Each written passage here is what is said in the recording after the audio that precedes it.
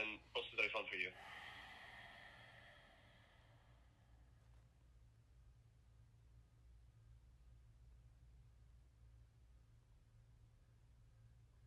Hello? Yeah. I understand how frustrating it is, but like there's nothing I can do right now. From my side, I requested the refund for you, and I sent the email for you. All I need from you is just to fill the form in this email so we can process the refund for you. All right. And I need you to remove that shopper from my shoppers list. Of course I will. I already did. And did they issue a credit for the inconvenience? You want a credit for the inconvenience? When I called previously and spoke to the representative who answered the phone before you, they said they gave me a credit for the inconvenience. Yeah, it happened already. I see the payment free delivery. Okay, so if they're acknowledging that there was an inconvenience because the shopper left my groceries on the dirty floor outside my house, and I specifically gave him delivery instructions saying, do not leave my groceries on the dirty floor outside my house because the floor is dirty. And to call me when you arrive so I can retrieve the groceries from your hand. But if you're there, I can't see or hear you. Mm-hmm. Hold on a second.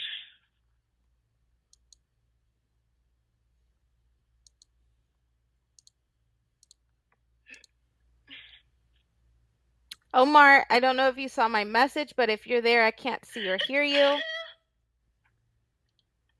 Alhamdulillah.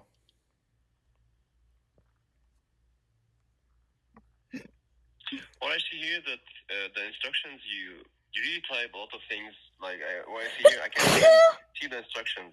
It doesn't load because you typed a lot of things in the instructions. Maybe this was a problem for the shopper to see it. That's an excuse. I wrote the instructions in clear English. It specifically says, do not leave my grocery items on the dirty floor outside my house because the floor is dirty. Call me when you arrive. What you just typed? What? This is what you just typed? What? This is what you just typed in the instructions? That's on every one of my orders. For every single order, it says the same thing. I understand you. Okay, and I requested a refund for you, and please fill up the email that I sent you so we can process the refund.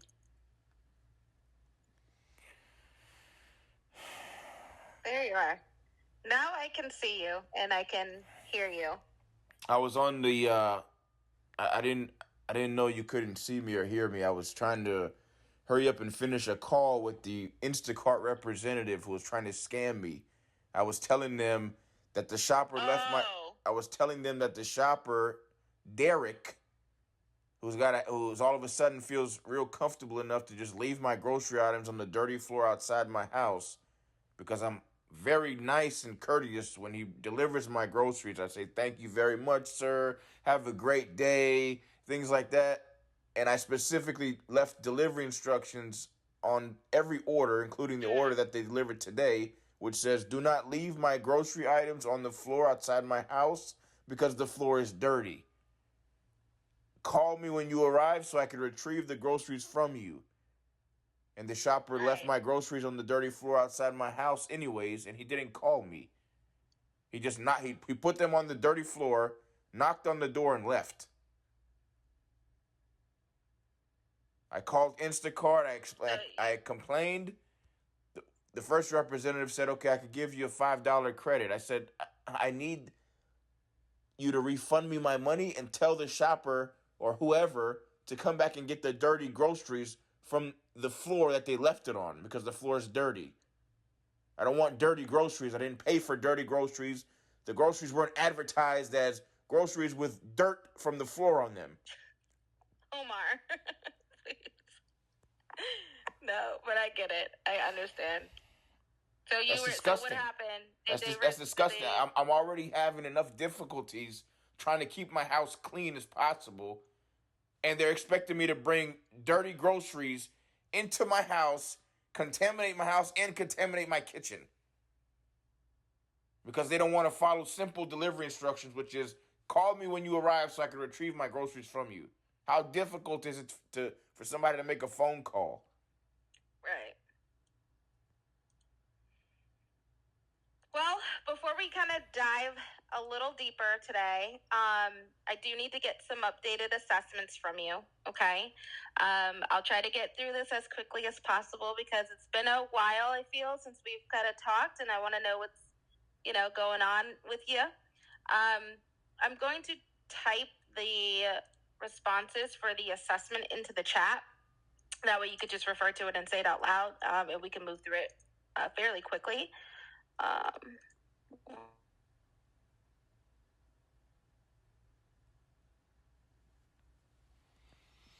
Responses more early every day for the questions that I'll ask, okay? And this will just be over the last 2 weeks. Just let me know how often you felt these things, okay? So in the last 2 weeks, how often have you felt little interest or pleasure in doing things? Every day. Okay. What about feeling down, depressed, or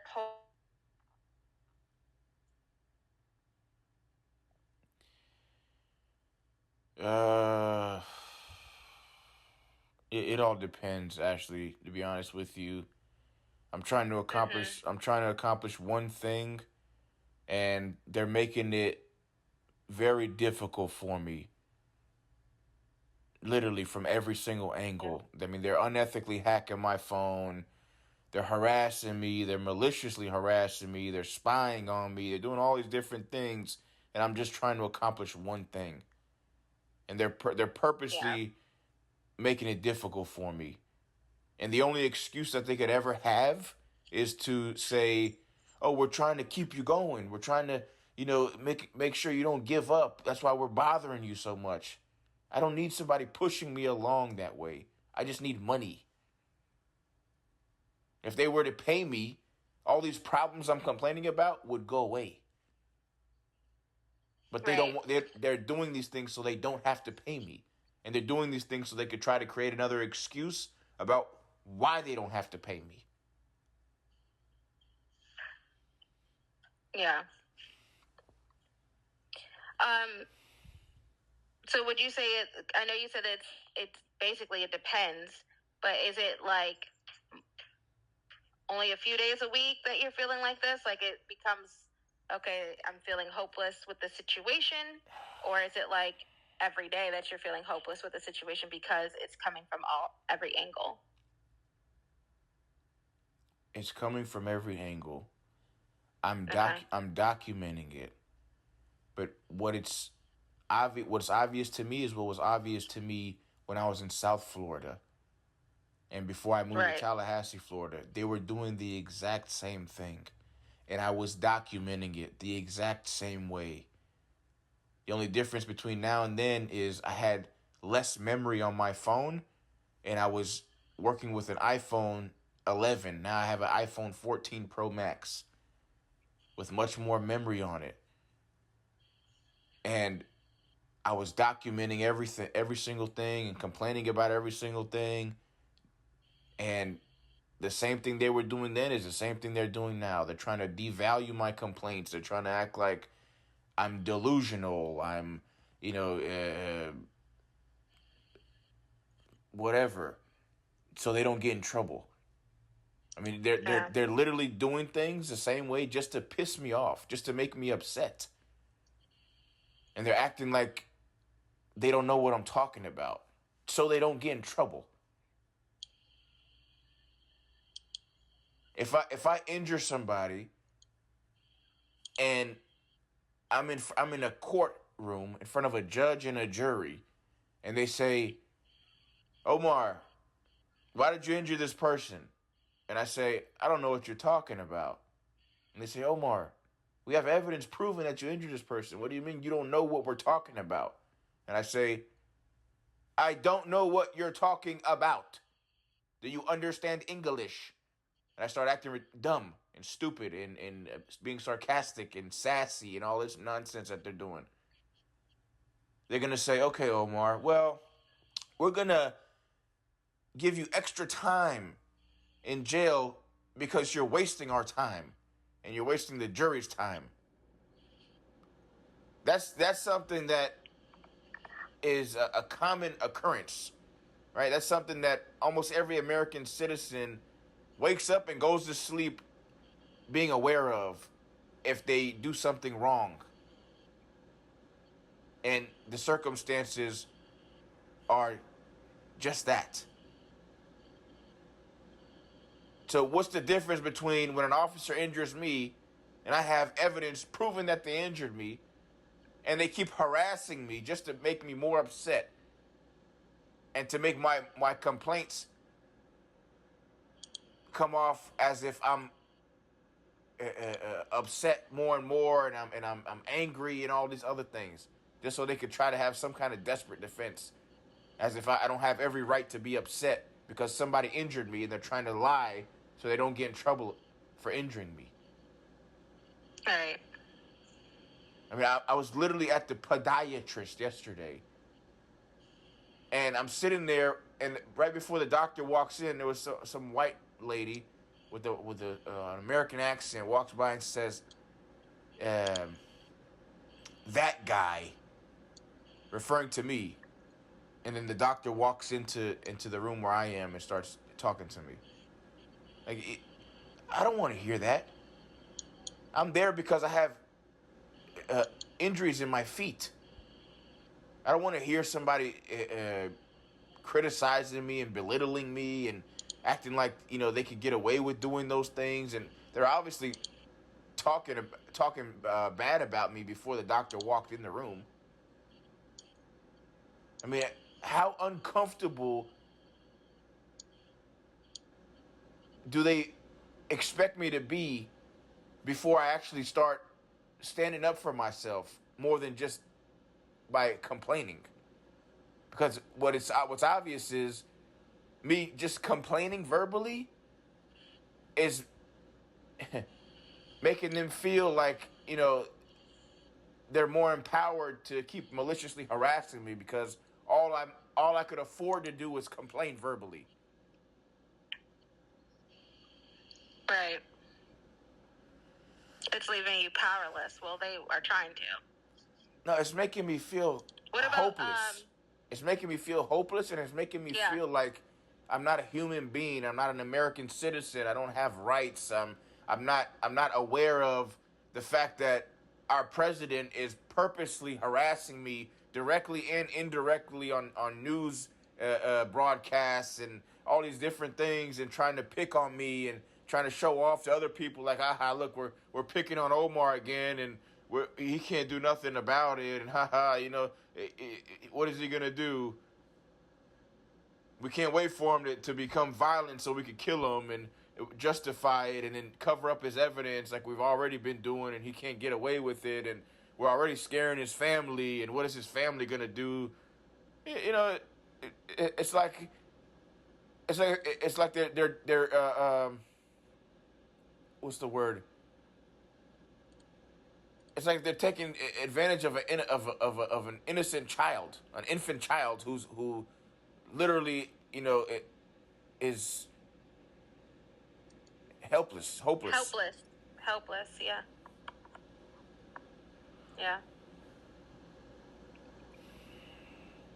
Well, how is all of this, managing all of this, impacting your sleep?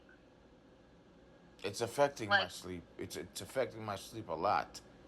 Are you having trouble falling or staying asleep, or are you sleeping too much? Of course I am. I'm having trouble falling asleep, staying asleep, going to sleep on time, waking up on time, feeling comfortable enough to go to sleep.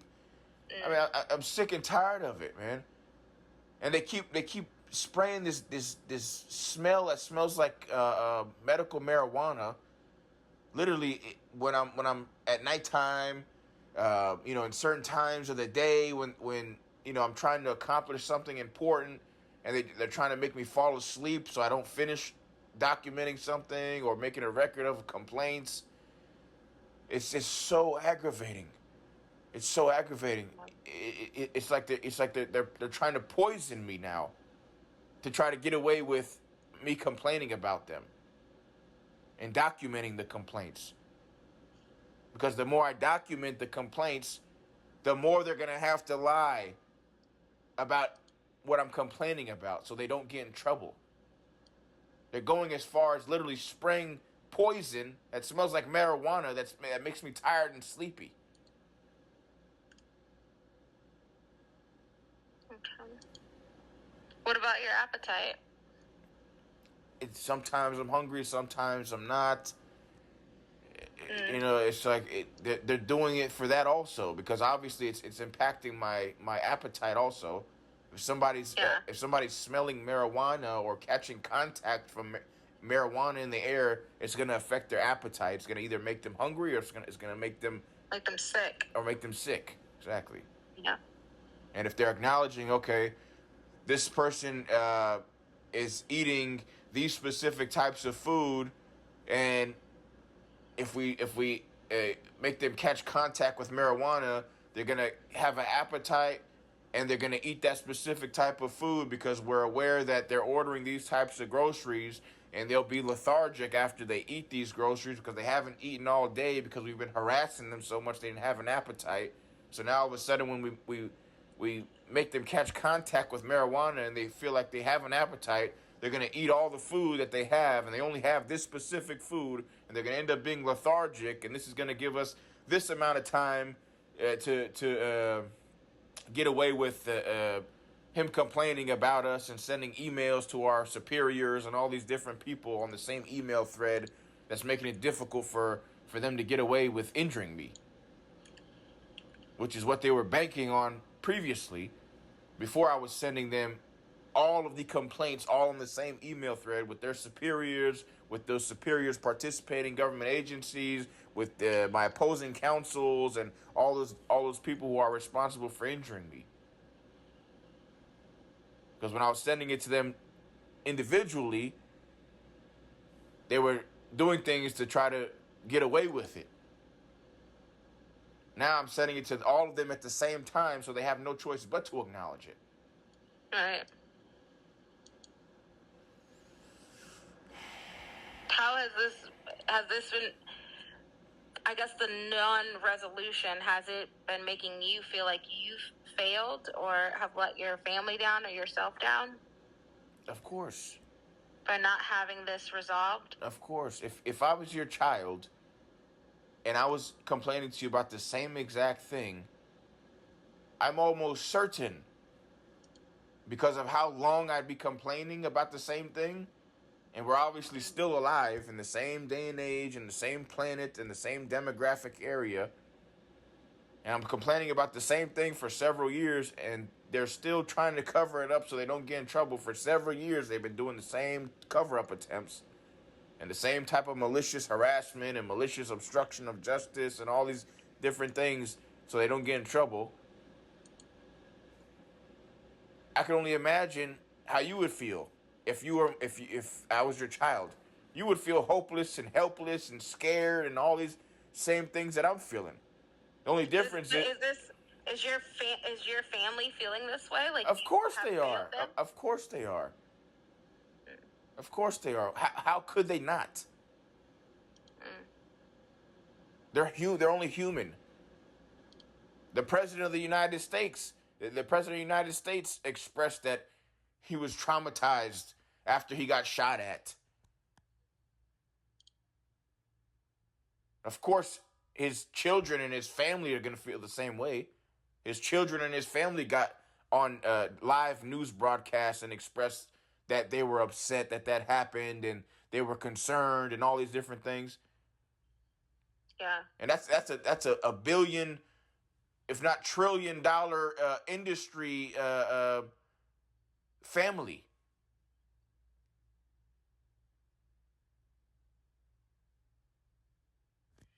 How's your anxiety been every day? Is it manageable? Does it feel manageable? Does it not feel manageable? It could go away with money. With the resolution, yeah. I just need money. That's it.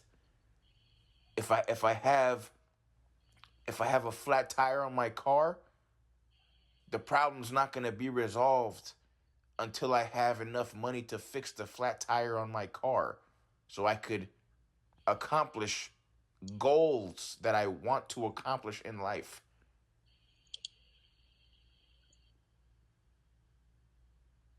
Those same goals that I want to accomplish in life are being dictated by state representatives, politicians, and their friends who are influencing them and their decision making.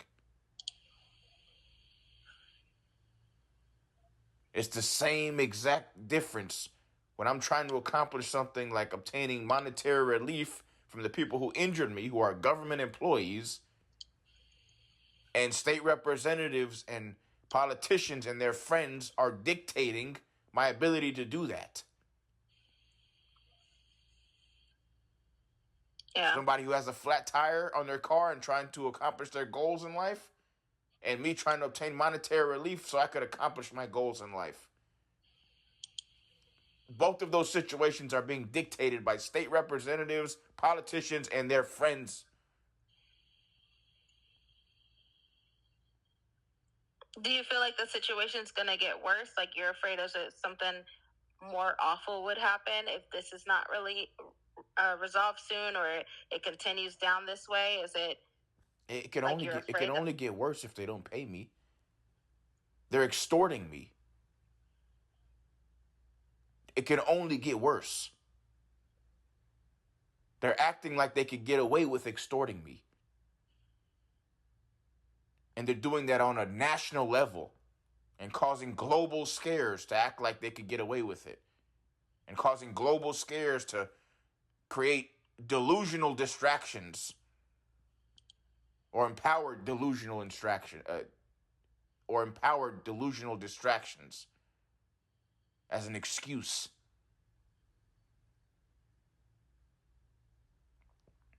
Yeah. How easy is it for someone of that stature to make a fake news report and say, hey, look, this is what's going on this side of the country and it's causing these problems in the United States, and that's all they say about it. And they have several news stations saying the same thing, but they don't send any evidence to any single person's home or any evidence other than some videos or maybe some conversations of somebody having about the situation on television.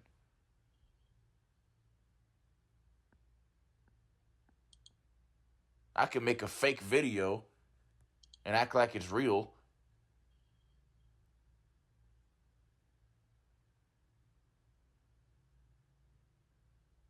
Yeah.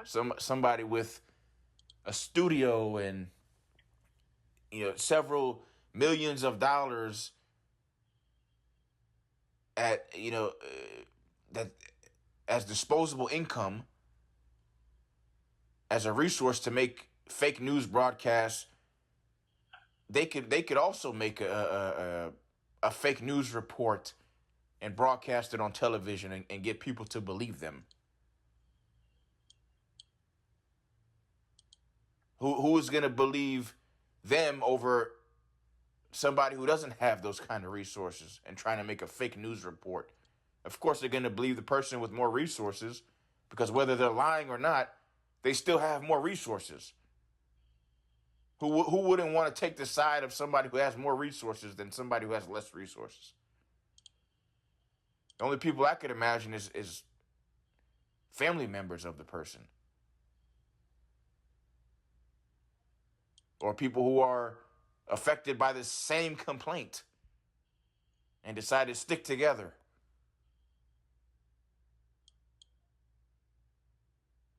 It's common sense. We're not living in a different planet. We're all living on the same planet. We're all subject to the same decision making that's being influenced by state representatives and politicians' friends.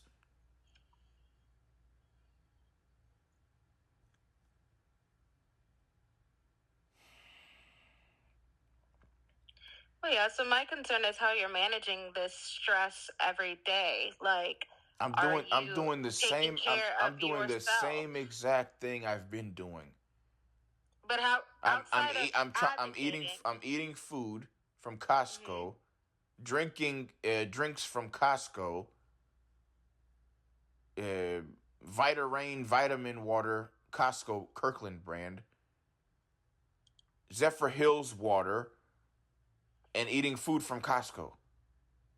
Doing the same thing and sending emails of my orders to my opposing counsels and participating government agencies every time I place the order. With the delivery instructions specifically saying not to leave my groceries on the dirty floor outside my house because the floor is dirty. Call me when you arrive. And if I order something that is like a prepared food that they prepare at the kitchen in Costco, I specifically write on there, pick the item that is equal or less in value or weight of the price that I paid with my food stamp card, my EBT food stamp card, because I did not authorize anything with my debit card because I'm poor and I can only afford food with my EBT food stamp card. And I specified that because they've had a habit of having their way with my debit card when I didn't order anything with my debit card. And they tried to scam me for dollars, sometimes pennies on the dollar, and I didn't order anything with my debit card. And they didn't stop doing that until I kept complaining. And even while I was complaining, they kept doing it. And they would laugh on the phone when I'd call and complain. And then I started sending those same complaints on a different email thread with Instacart and email addresses from people like the Florida Department of Corrections Victims Unit, the FBI, the CIA, the White House, and people like in state attorneys' offices. And then when I'd call and complain, I'd notice they'd be like choked up a little bit, like they'd be. You can sound like they're scared. They're scared. They're not laughing and making fun of me on the phone when I'm complaining. But as soon as I stopped sending those emails to Instacart with those other participating government agencies, and I only sent the emails of my orders to participating government agencies and my opposing counsels without Instacart on the email thread, once again, they started maliciously harassing me and laughing on the phone when I was complaining.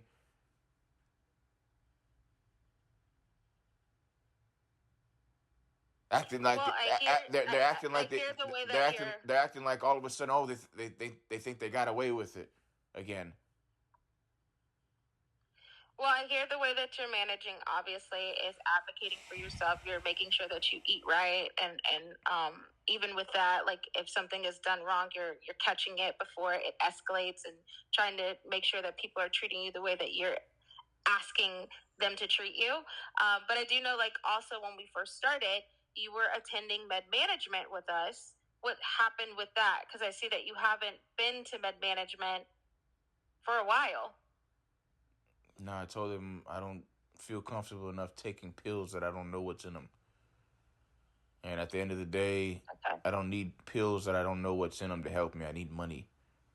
I'm not a an ignorant person to be able to identify that any problem in 2025 in the United States of America could be resolved with money. We've got a president of the United States of America who's one of the richest people in the world and has a circle of friends who are some of the richest people in the world. And he was able to get away with going to prison after he was indicted.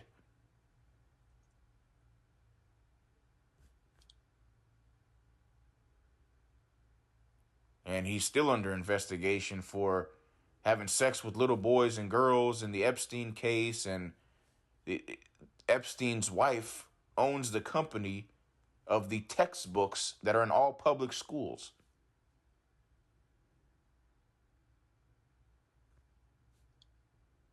The only people who can get away with stuff like that are very wealthy people.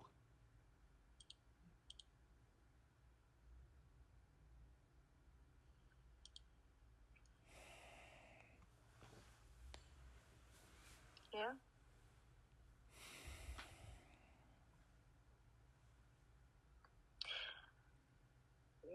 you see yourself if this stuff is never resolved?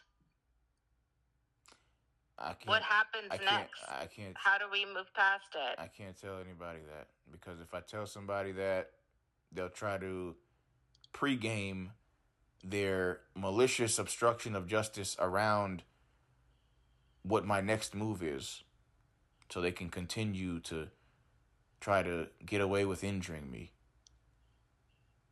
That's just like me saying, hey, we've got a terrorist group at this coordinate, at this specific place in the world, and this is how I'm going to take them out.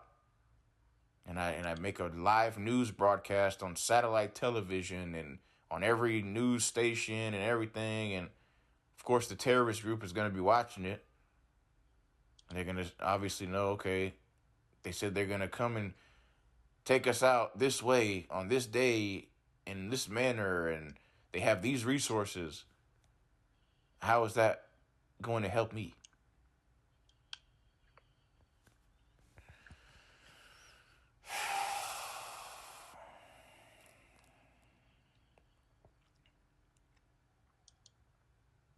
There's no difference between terrorists and my opposing counsels and their friends. There's no difference. If I did what my opposing counsels did to me, and I did that to my opposing counsels, I'd be in a courtroom already in front of a judge and a jury, and them telling me Omar is a terrorist for doing this to government employees and their friends. How dare Omar carry out these terrorist acts? And Omar's a Muslim. Omar's name is Omar Mohsen Ibrahim Fouad. He's a devout Muslim. That's the first thing they would say. Then they would probably say, oh, look, Omar's mom is even a Muslim private school teacher. Oh, look, Omar's uncle, he's a Muslim doctor that delivers babies, and he has his own hospital. Oh, look, Omar's other uncle is a dentist, and he has his own dental practice. Oh, look, Omar's aunt is a doctor. Oh, look, Omar's cousin is an eye surgeon and a brain surgeon, and he's Muslim. Oh, look, Omar has other family members as well that are doctors, and they're Muslim. They're all terrorists. That's the first thing they would say. That'll probably be the headline of the news report, just to increase their chances of being believable.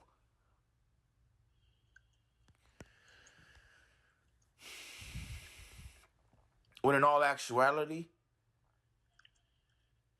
if I didn't ever have to deal with any of those people, any of those government employees or their friends or any of them, I would be so much happier in life. That's the reality of it.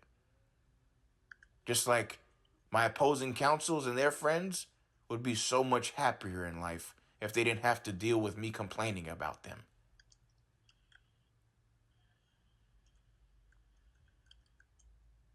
That goes to prove the fact that if they just paid me, all these problems would go away for them. And they would go away from me too. But they're aware if they pay me, that's an admission of guilt. And they know I'm not going to act like it didn't happen.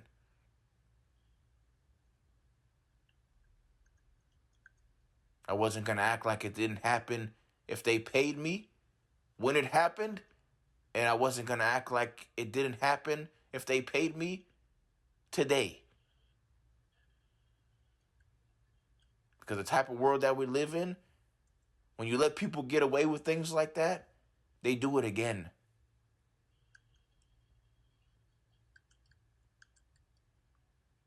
Yeah, that's true. When I was young, growing up in Broward County, Florida, it was normal for the people at the schools that I went to, Cypress Elementary, Oakland Park Elementary, Deerfield Beach Elementary, Pompano Beach Middle School, Blanche Ely High School, Coral Springs High School.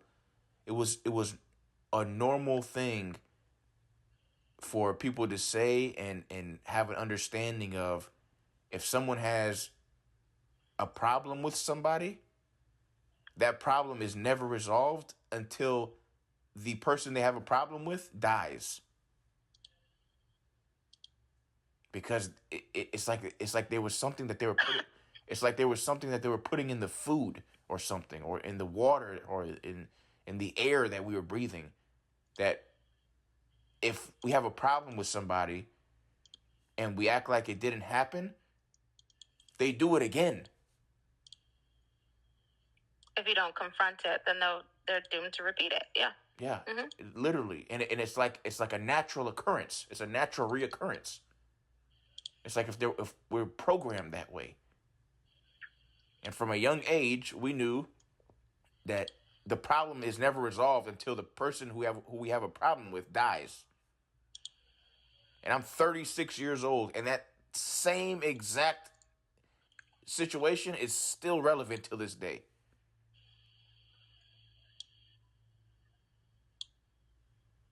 I've been alive for 36 years, and I'm still struggling.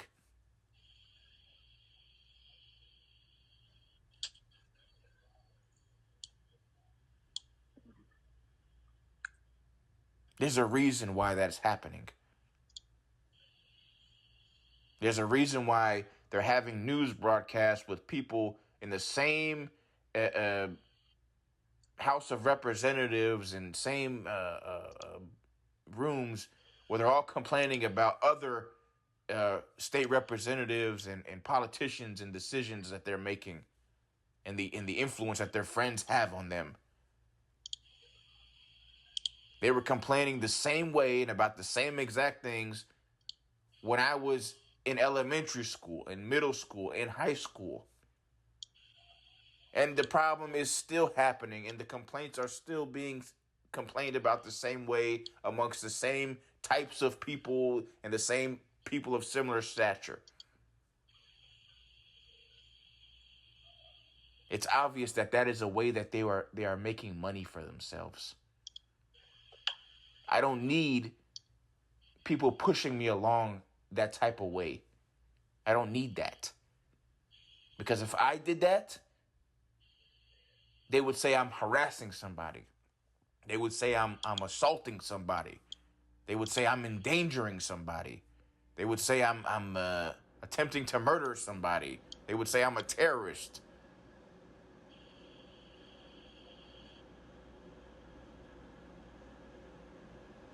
That's extortion.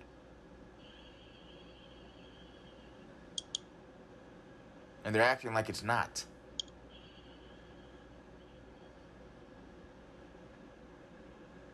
Until this day, I still haven't got a nutritionist.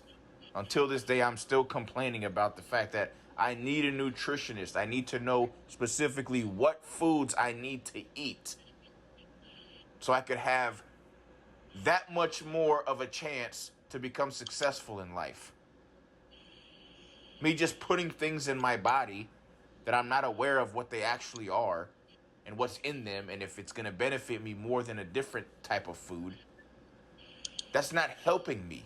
That's not benefiting me more than if I had a nutritionist who has a PhD in food and knows exactly what a person needs to eat and when they need to eat it and how they need to eat it.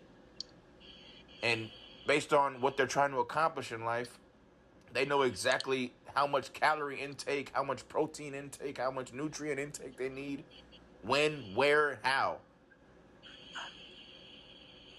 They're making it difficult for me to even obtain a degree to learn how to do that myself. They're taking up all of my time and my energy to make sure I don't lose any of my complaints about government employees injuring me and then lying and trying to get away with it.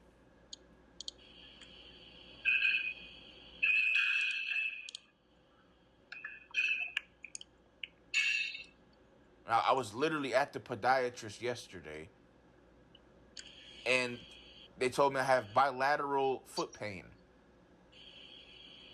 And the doctor wanted to give me injections in my foot and medication, and he also prescribed me a topical ointment to put on my foot.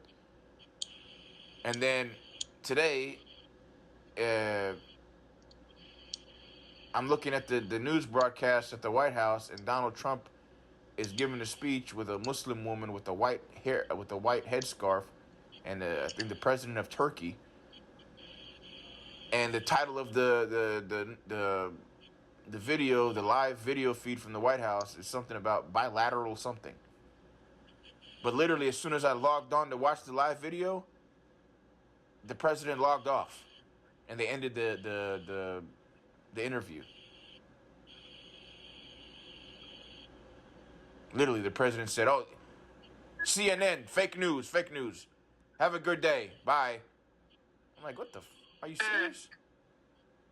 And literally, the woman with the white headscarf, she looked at her phone. She looked at her phone and she pressed a button on her phone, and then Trump said, "CNN, fake news. Have a good day. Bye." I'm like, "Are you guys kidding me?"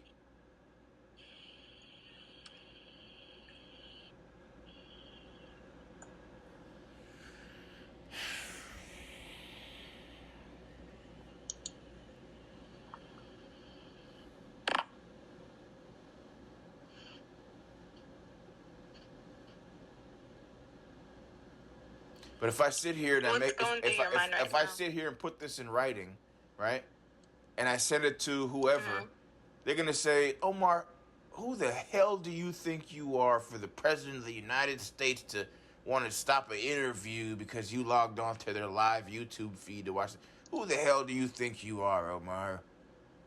And I would have to sit here and explain to them everything I explained to you in detail, how I've explained it to you since the first day, for them to act like what I'm saying is not a lie. That makes me so uncomfortable. That raises my blood pressure. It's increasing my mental anguish. It's pissing me off. It's making me so mad.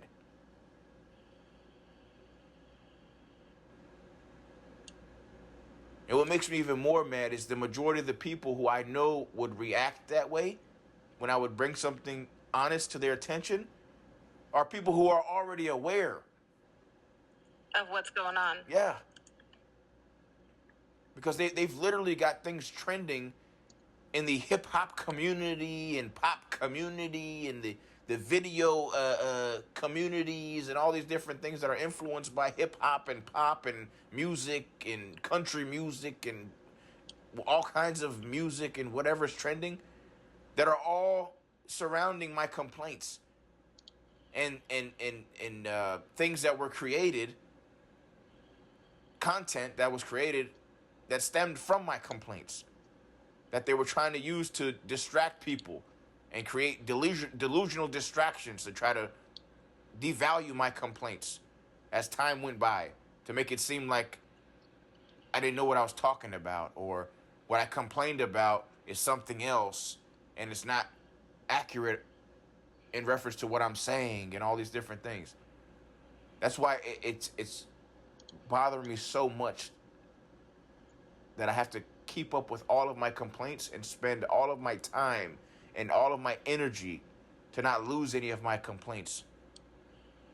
Because they're doing things like creating fake narratives on a national level, and they're empowering kids to do that.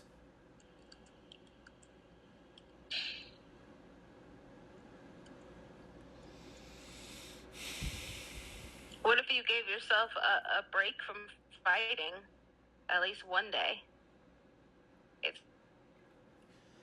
If I didn't send an email specifying, for example, that they were overcharging me for my electricity, and specified how much they charged me for my electricity, so I could have a pattern of evidence proving that they were reoccurringly overcharging me for my electricity and wasting the little bit of money that I receive every month from Social Security disability income to be able to afford my necessary living necessities and goals that I'm trying to accomplish in life, because I don't have any money and I don't have any income because I'm injured due to police brutality. And I'm trying to save as much money as possible so I could give it to my father,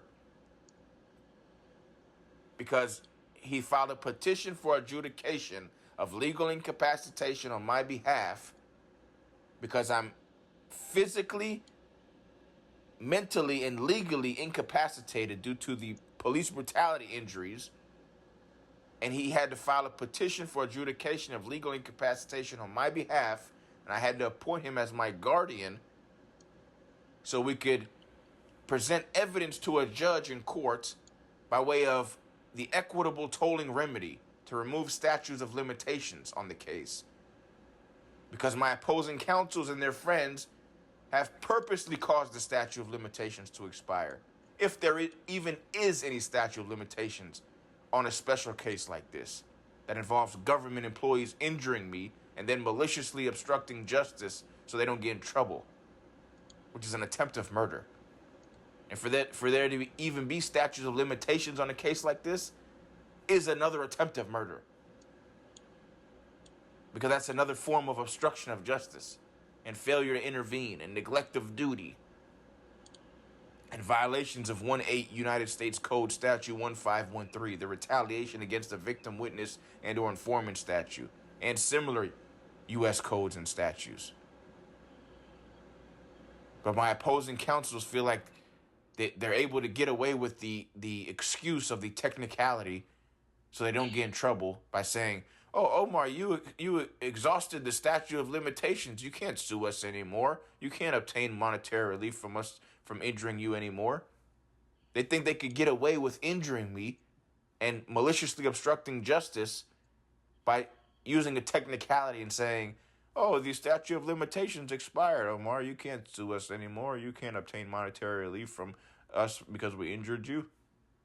You can't do nothing about it. You have to live with being on the verge of being paralyzed every single day because we were able to waste all your time and resources and maliciously harass you and create global scares and shut down the courthouse and the government and say it's a coronavirus pandemic so you can't keep going to court before the so-called statute of limitations expired, which gave us an opportunity to say the statute of limitations expired, Omar, because you didn't sue us fast enough. When we are aware that we shut down the courthouses and the government and nobody couldn't even go to the courthouse to sue anybody in the first place because we had them on lockdown.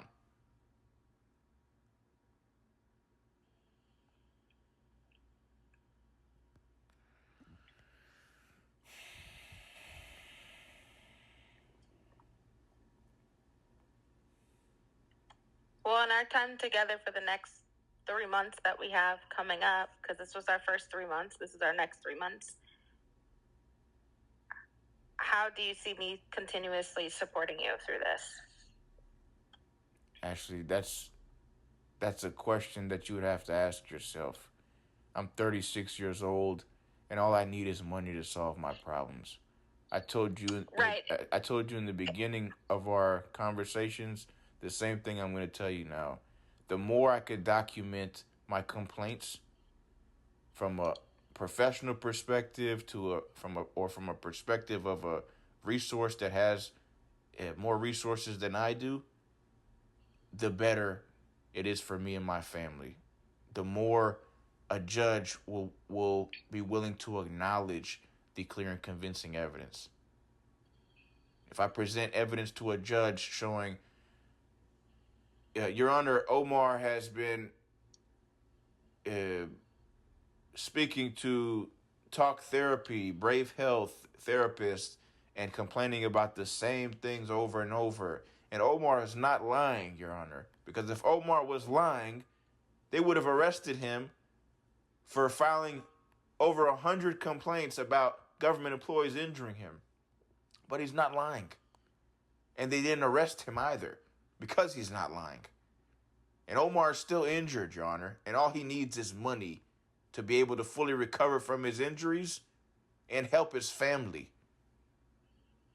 A judge is... Yes, but the documentation that we have is not going to support your plight to get money. We are documenting symptomology and what you're doing to improve your symptomology. That is what my support is. That is what Brave Health does, because it's mental health. So yes, it is affecting your mental health and impacting your mental health in a great deficit, because you see that, right? What is changing about it? If we're just talking about the same things over and over and there's no improvement in your mental health, then what I'm showing the judge, if they do subpoena notes, is that, yeah, we've been talking about the same things for 3 months and there's been no increase in his symptoms, because that's what I'm presenting. I'm not presenting anything versus, yeah, this is how I know that he's telling the truth, because he's still talking about the same things. So not supporting the case as far as truth, it would support in symptomology as far as like, yes, there's high increases of anxiety and depression because of the situation, but that's all we have. A judge is not a little kid to understand that symptoms come from a specific place. And if I'm complaining about something specific and my therapist is telling me I have symptoms of anxiety and depression, and they're telling me that because I'm telling them why I'm upset, and they're telling me I have anxiety and depression because of why I'm telling them I'm upset, a judge is not a little kid to not be able to identify those symptoms are coming from the fact that I was injured by the police and the fact that they maliciously obstructed justice so they wouldn't get in trouble for injuring me. It's that simple. No, but the judge will ask us, or progress that has been made to reduce symptoms. How is the client coping? Is the client on medication? Those are the questions that they will ask us. They're not going to surmise because... And you would be honest and tell them the same thing that I told you. Omar is coping with the hope of the fact that he's telling us what the police officers did to him and his opposing counsels did to him is going to increase his chances of helping his father present evidence of police officers and opposing counsels injuring him so he could obtain monetary relief. That's how he's coping, with the hope that he's going to be able to use his complaints to us to present to a judge so he could obtain monetary relief, because all he needs is monetary relief to be able to fully recover from his injuries and resolve the problems he's complaining about. That's the truth. But hope is not coping. Coping is a strategy to reduce the intensity of what you're feeling. Meaning, money is going to eliminate the problem. That's the bottom line. Just like if I were to say, okay, yeah, give me some pills for anxiety and depression. Money is going to cover the cost of those pills to supposedly help me with anxiety and depression. I don't want pills. I tried taking pills and it made it worse. It caused other symptoms that I did not want. Now, if I have money, I could accomplish goals that I want to accomplish in life and spend my time on accomplishing those goals. Right now, I'm spending all of my time complaining about the same thing over and over and over again. That's causing all of my symptoms. That's causing all of my complaints. And in order for all that to go away, all I need is money. But that's something that we can't help you with. So if we're only listening to the complaint over and over... I'm telling you what is in the means of my job. My job is to track progress. There has been no progress over the last 3 months. If I just told you, well, see, that's good, because that is something we could present to the judge. Your Honor, That's not going to work in your favor. That's me showing a lack of progress that you have sought therapy for this. Ashley, is not going to help your case. Ashley, that's your opinion. I'm 36 years old. If you tell a judge, Your Honor, there's been no progress in Omar's case. He's been complaining about the same thing over and over, and he's telling us all he needs is money to resolve his problems. And all we have to offer him is nice words and medication if he wants it. And the fact that we're documenting his complaints in order for him to be able to present that to a judge to show his good faith effort. That's what I need.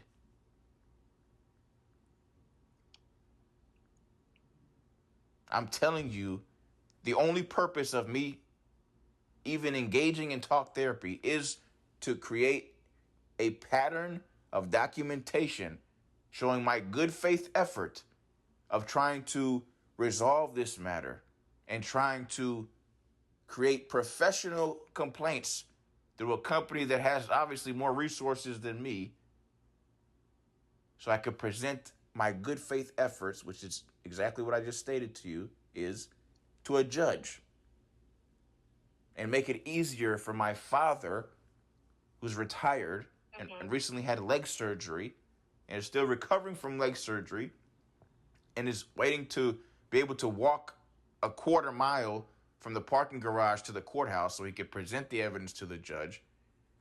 I'm doing all this to make it that much easier for my father.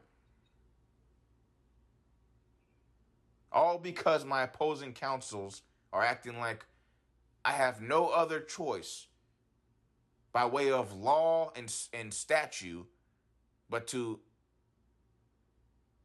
utilize the equitable tolling remedy to be able to present my evidence to a judge. When all they had to do was be honest.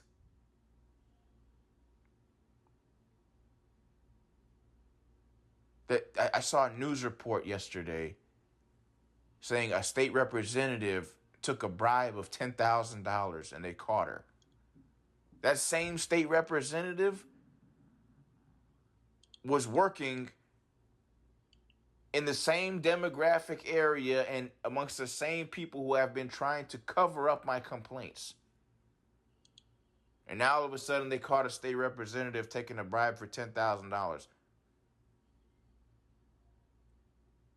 Every single investigation that they're under are because of my complaints.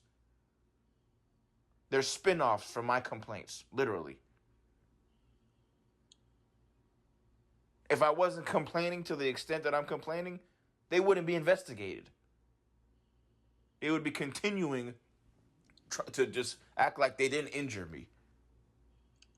And they would be continuing doing the same things that they're all being exposed for doing now all of a sudden.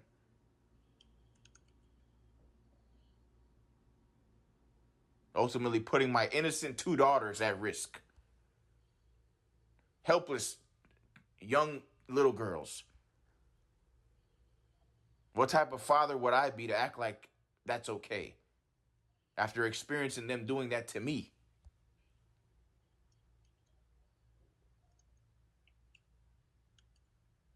I could care less about somebody trying to justify someone else's wrongdoing. I could care less. I act like I don't even hear that.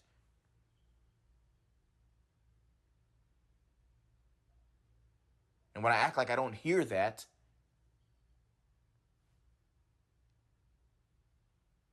they're aware of it. They're aware of it because they know that what they're saying is not right.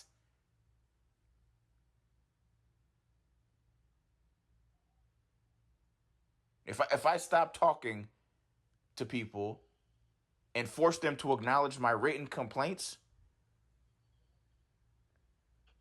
they would be forced to acknowledge my written complaints.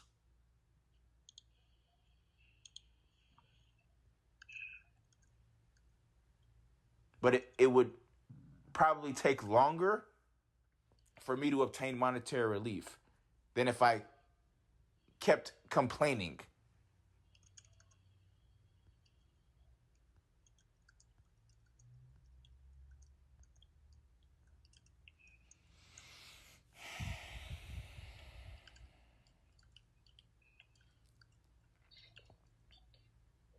Okay.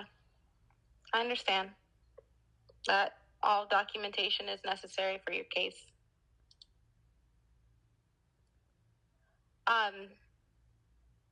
We're out of time for today, so let's go ahead and schedule for next week. Thursday or Friday, I have 6 o'clock, which I know is your preferred time. Which day would you prefer? Friday. Friday at 6? Okay. All right, Omar. Well, you have a great rest of your evening, okay?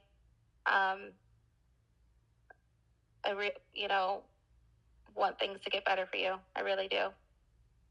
Okay. Ashley, good night, okay? Same to you, Ashley. It's a shame that people, are just trying to,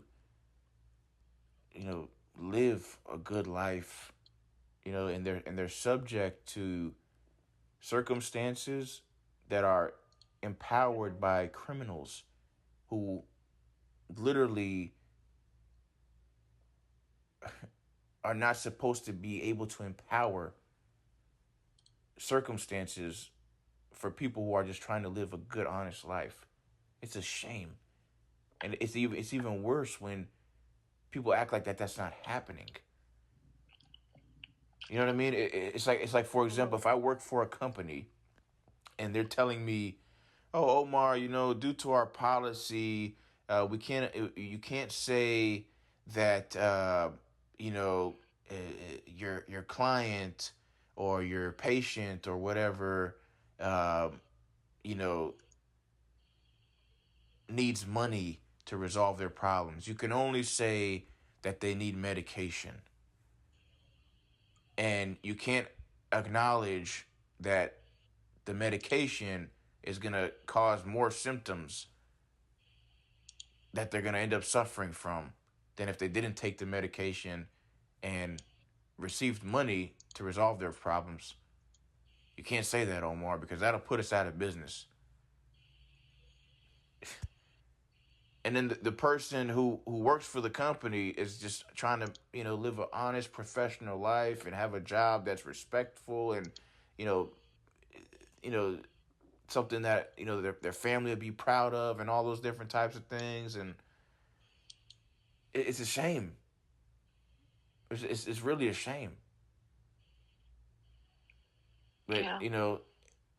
If it's utilized properly, it could be used to cross-examine an opposing counsel to benefit that same person who, you know, supposedly can only be helped with medication. You know what I mean? So for those type of situations to be presented to a judge who's obviously not a kid and is not going to act like a kid, a judge is going to be able to acknowledge that. But bringing those types of things to fruition and to the light and to everyone's acknowledgement immediately, that's going to eliminate all the problems that keep reoccurring. It's just like, for example, if there's a terrorist group in a specific area of the world and you have their exact coordinates, and all a person has to do is press a button to send a missile to eliminate them in a moment's notice, exactly, the problem will be resolved. The time now is 7:09 p.m. Today is Thursday, September 25th, 2025. The duration of this audio transcript is 1 hour, 4 minutes, and 26 seconds. Assalamu alaikum wa rahmatullahi wa barakatuh.